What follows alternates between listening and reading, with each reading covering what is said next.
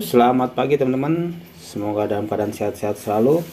Kita mau sharing lagi tentang bagaimana cara menggunakannya atau kapan dan bagaimana cara menggunakan indikator Fibonacci retracement.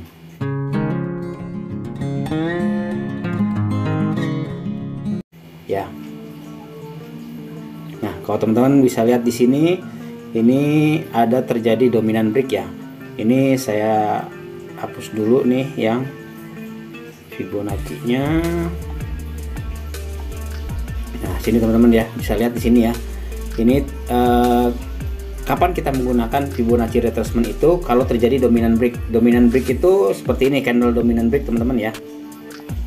Yang ini kita lihat nih. Nah, ini teman-teman ya di sini. Ya, di sini saat dia turun ya, ada terjadi 2 atau lebih atau 3 ya. Lebih, dia melebihi batas akhir ini ya, candle sebelumnya ya. Candle sebelumnya turun, dia naik yang biru ini ya. Nah, dia melewati batas ini, berarti terjadi dominan break nih teman-teman ya. Nah, kalau terjadi dominan break ini berarti kita saat itu kita bisa pakai Fibo retracement ya, sampai di mana dia akan terjadi ya, naik kenaikannya ya. Itu kita bisa gunakan Fibo retracement seperti ini nih teman-teman ya. Nah, ini candle turun ya, turun dan ada 4 candle naik. 4 candle naik ini menandakan terjadi dominan break di sini teman-teman ya. Ini teman-teman bisa lihat di sini terjadi dominan break di sini. Nah, nih saya geser dikit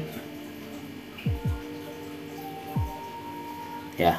Ini kalau saya perbesar, nah seperti ini teman-teman ya, dimana candle putih ini melewati candle hitam terakhir nih yang turun ya. Ini ada 1, 2, 3, 4 candle ya. Nah, pada saat ini berarti ini kita bisa menggunakan indikator Fibo retracement ya. Sampai di mana Fibo retracementnya, ini kita bisa gunakan seperti ini teman-teman ya. Ini bisa turun bisa naik ya, bisa saat bullish bisa saat bearish juga teman-teman ya.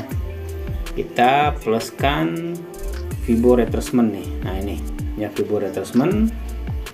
Oke, kita taruh titik dulu di sini, titik tertinggi untuk ininya ya, dominan breaknya ya. Kita titik dulu di sini ya, kita geser dulu. Nah, dari sini ya, ini di sini, dari sini kita tarik ke bawah sini ke titik terendahnya dia. Kita tarik ke titik terendahnya di sini, di titik 0 teman-teman ya. Ini teman-teman bisa lihat di sini. Nah, jadi ini pas garis di sini ya, titik terendahnya. Nah, berarti dia akan bisa kenaikan sampai sini teman-teman, di sini ya. Nah, teman-teman bisa lihat nih ya, kita bisa take profit di 161 nih di sini ya, atau 261, atau bahkan kalau misal teman-teman lebih yakin bisa ke 423. Cuman memang jarang sampai ke 423 di sini ya. Tapi yang hal ini hampir terjadi nih ya. Teman-teman bisa lihat nih ya.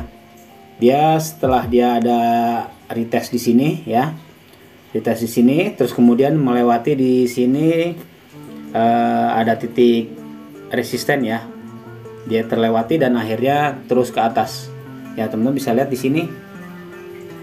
Ya, berarti di area ini ya kita bisa ambil untuk area buy ya.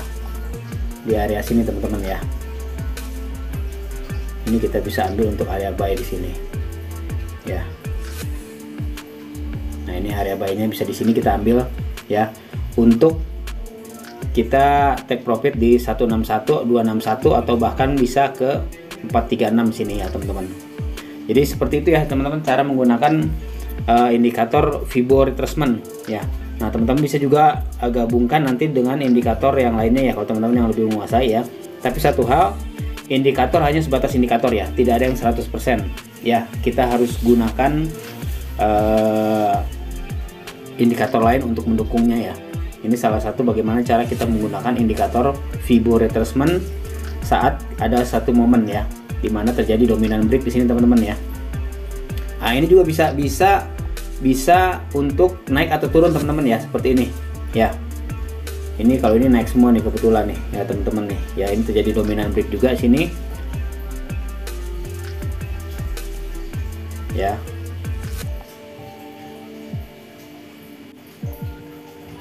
Ini salah satu lagi nih, kita bisa pakai dominant break saat dia terjadi bearish ya, penurunan harga ya. Kita lihat di sini teman-teman ya.